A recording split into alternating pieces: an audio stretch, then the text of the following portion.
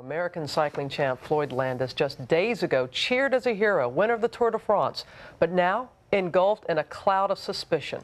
The question, were performance-enhancing drugs behind his astonishing comeback? Here's ABC's Nancy Weiner. 5 days ago, he was standing on the winner's podium in Paris. Now, Floyd Landis has been suspended by his team and is defending himself by teleconference from an undisclosed location in Europe. My immediate reaction was to look for the alcohol bottle. All I'm asking for is that I be given a chance to prove that I'm innocent. Landis tested positive for testosterone on the 17th day of the Tour, the day he made that miraculous comeback. The hormone, when injected or applied by patch or cream, can build muscle mass, increase bone density, make you taller, and reduce recovery time, but only if taken over a period of weeks. To start in the 17th day of the event doesn't make a whole lot of sense in terms of the pharmacology and the way testosterone and anabolic steroids work. Landis's Mennonite family in rural Lancaster, Pennsylvania, says they are sure the test is wrong.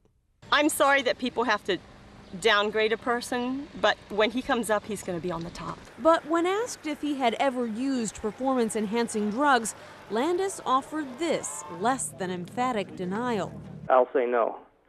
The problem I have here, again, is that most of the public has an idea about cycling because of the way things have gone in the past, and so I'll say no. A backup sample from Landis is now being tested.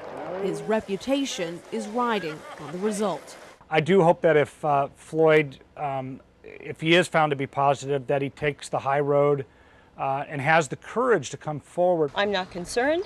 I think God is allowing us to go through this so that Floyd's glory is even greater. For Good Morning America, Nancy Weiner, ABC News, New York. And we're joined now from Toledo, Ohio by ABC News consultant and USA Today sports columnist Christine Brennan. And she's been, well, you've been covering these types of stories for way too long now, Christine. Yeah. We still have the backup sample that still needs to be tested. Is there any possibility that there could still be an innocent explanation to all this? Sure, Robin, there is. There always is. Occasionally over the 20, 30 years that this story has been dominating the sports news, that does happen, but it's rare.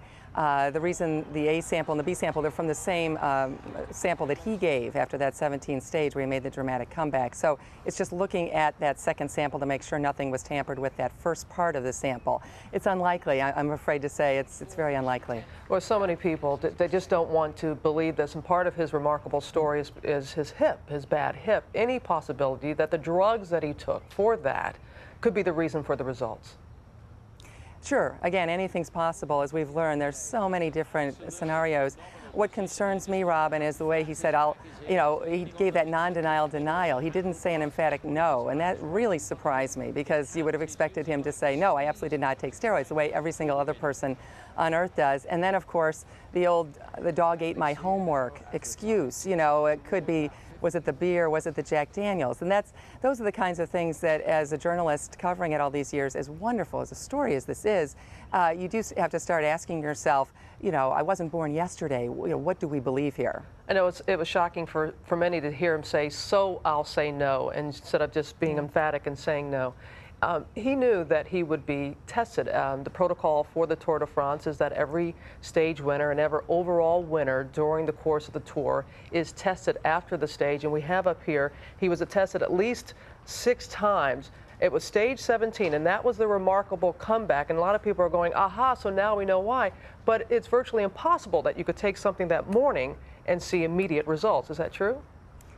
That is true, and that's the very confusing part about this, because if he was taking this, say, a few months ago to get ready for the Tour de France, which is what normally happens with whether it's baseball players, Olympians, whatever, then it would have popped up sooner. The overnight idea, he took it just for one day, that doesn't make any sense at all, which would lend a little credence to the fact that maybe there is a chance that there was something wrong with the sample. And finally, everyone's shaking their head. It's just like one doping scandal after another, Christine. Cycling has always been, as you know, Robin, one of the worst. But it's that same question, and it's for our kids. These are role models, and what can you trust? And if you can't trust sports, if you can't trust a cycling race or a foot race at the Olympics, what can you trust? That's the bigger story and the very sad story from this news this week. The headline. All right, Christine Brennan, thank you very much.